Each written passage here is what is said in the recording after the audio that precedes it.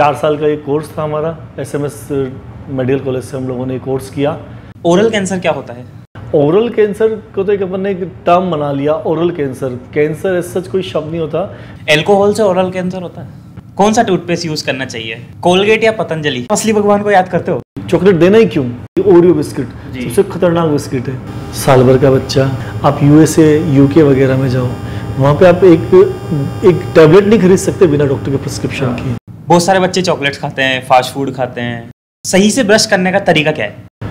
सही से ब्रश करने का तरीका बच्चों में तो जनरली जो हम लोग एडवाइस करते हैं कि बस आप जैसे कपड़े पे ब्रश चलाते हैं, बच्चों में जनरली 20 दांत होते हैं, बस ऐसे बच्चों के दांतों पे ब्रश फेर दें बस आप। बच्चों के लिए जो छोटे बच्चे होते हैं 5-6 साल के 7 साल के, तो धीरे धीरे खुद भी सीख जाएंगे। ब्रश उठाया और दांत की हर सरफेस पे एक बार घुमा लें, इतना सा सफिशिएंट होता है बच्चों के लिए। इतना सा ब्रश कर लें, it is enough for kids.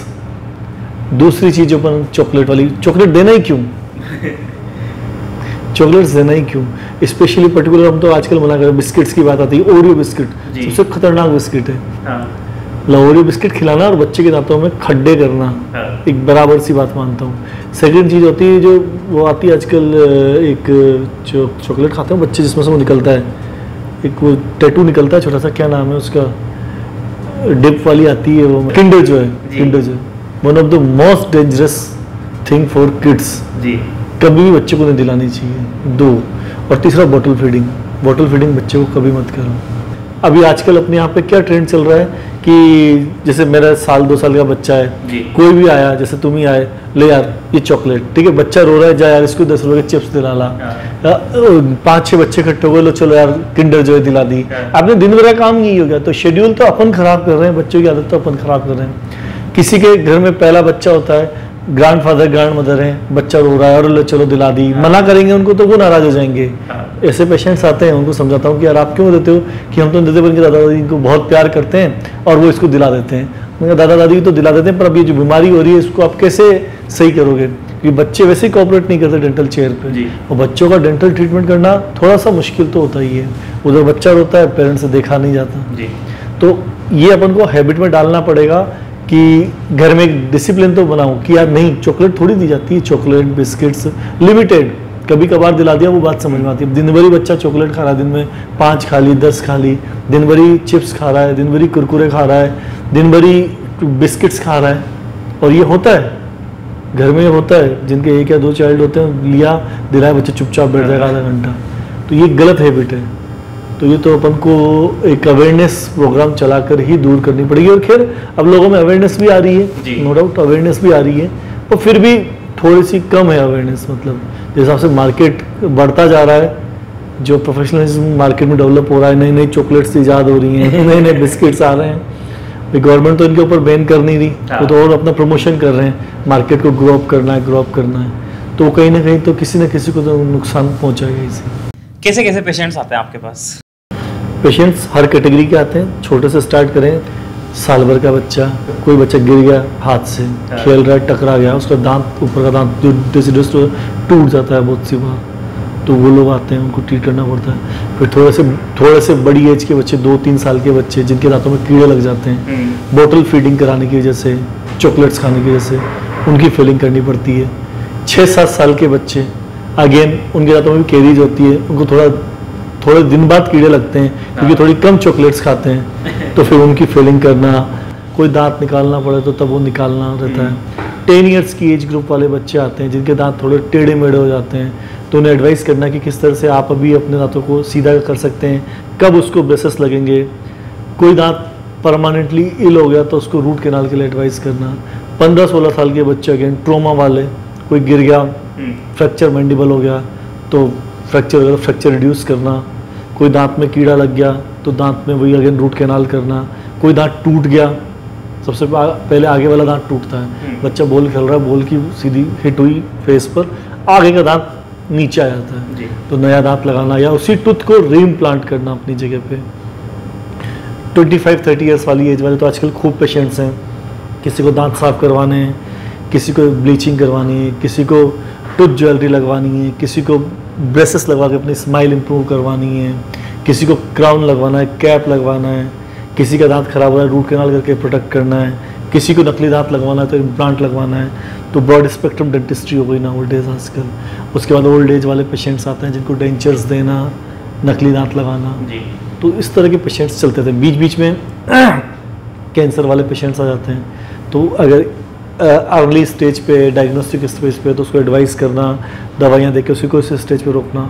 Advance stage वाले आते हैं तो उन्हें हायर सेंटर्स पे भेजना कि यार वहाँ पर जाके आप सर्जरी करवाओ, किस तरह से आप अपने आप को सेव कर सकते हो। इस तरह के मिक्सअप पेशेंट्स डेंटिस्ट्री में चलते हैं। माउथ वॉश करना चाहिए?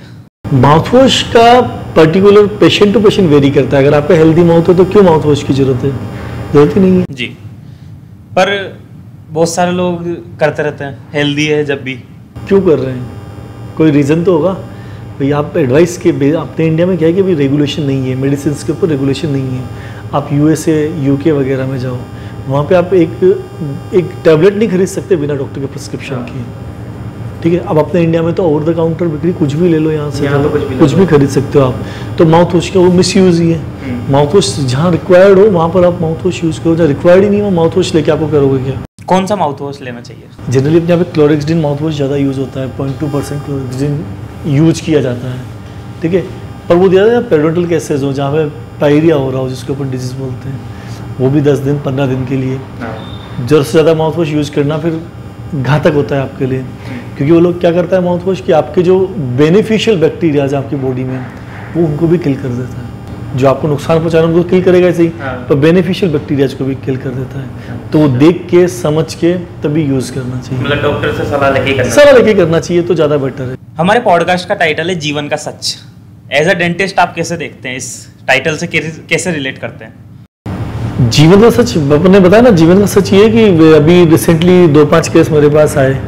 केस किस तरह से आए कि किसी पेशेंट को दांत में दर्द होता था, उसके पड़ोसी ने सलाह दी कि आप रात को जर्दा रख के सोया करो, आपको दांतों का दर्द खत्म हो जाएगा, ठीक है। अब वो दांत में जर्दा रख के सोने लग गया। 3-4 साल उसने दांतों में जर्दा रख के निकाल दिए, और उसके वहाँ पर डेवलप हो गया ट्यूमर, इतना बड़ा ट्यूमर सूज गया वहाँ पर। उसका काम चल रहा था तब तक उसने उसको नोटिस नहीं किया। अपनी रूटीन लाइफ बढ़िया मस्त चल रही है, वेल एजुकेटेड फीमेल पेशेंट और अच्छी फैमिली से। फीमेल पेशेंट, मजे की बात तो ये, ठीक है। जब उन्हें कुछ अजीब सा लगा यार कुछ तो गड़बड़ है, तब वो मुझे दिखाने आए। अब फीमेल पेशेंट मैंने देखते ही देखा कि यार ये तो ओरल कैंसर है। अब फीमेल पेशेंट से आप, वो भी एजुकेटेड बढ़िया से, कैसे पूछोगे कि यार आप जर्दा खाते हो क्या? सोचो, ठीक है। तो कंफ्यूजन हो गया वहाँ पर। तब तक पेशेंट बिल्कुल हैप्पी, एकदम हैप्पी, उसको कोई परेशानी नहीं, ठीक है। उसके बेटे से मैंने पूछा बाद में, यार आंटी को कुछ खाती हैं कि नहीं? तो तुलसी खाती हैं बस। मैंने कहा तुलसी भी कैसे खाएंगी? मैंने कहा फिर भी। तब फिर उन्होंने बोला कि यार डॉक्टर साहब ये क्या 3-4 साल से ऐसे किसी ने बताया और ये स्टार्ट कर दिया। अच्छा। मैंने कहा अब इनको कैंसर हो गया और उन्हें जबड़ा काटना पड़ा। तो वो तो थोड़ा अजीब ही केस था मतलब। तो जीवन का सच यही, जीवन का सच है कि किसी चीज़ से सिर्फ आप एक एडवाइस से बच सकते हो, यही जीवन का सच है। जैसे आज मैंने एडवाइस किया 10 लोगों को, कोई जर्दा खा रहा है, भाई मत खाओ यार, मुफ्त की एडवाइस दे रहा हूँ, तो आप मुफ्त में ही निमट रहे हो कि बच गए आप वहीं पे। पर अगर आप उसको नजरअंदाज करोगे और, पर वो एडवाइस तो भारी पड़ेगी ना, और भारी पड़ेगी वो एडवाइस तो। क्यों? किसी ने कहा कि जर्दा रख के सो जाओ, तो वो तो भारी पड़ेगी ना। हाँ, तो मैं समझ रहा हूँ ना, मैं यही तो बात बोल रहा हूँ कि अगर मैं 10 पेशेंट्स को रोज अवेयर कर रहा हूँ, 10 लोग मेरे चलो फ्रेंड्स ही हैं, या जैसे 10 तुम्हारे सर्कल के लोगों में 5 मिनट के लिए कुछ बात करने के लिए आया कि यार किसी को भी पाउच नहीं खाना है, स्मोकिंग नहीं करनी है, तो आप उसकी वजह से कितनी बड़ी परेशानी से बच रहे हो। This is the truth of life. दोस्तों, ये था हमारा आज का podcast doctor Manoj Singhal sir के साथ। बहुत सारी बातें हमने की, बहुत सारी नॉलेज गेन करी। आप लोगों ने भी अगर कोई नॉलेज गेन करी हो इस पॉडकास्ट से, तो वीडियो को लाइक करें, शेयर करें, चैनल को सब्सक्राइब करना ना भूलें। जल्दी ही मिलते हैं एक नए पॉडकास्ट के साथ, एक नए शख्स के साथ। Thank you so much.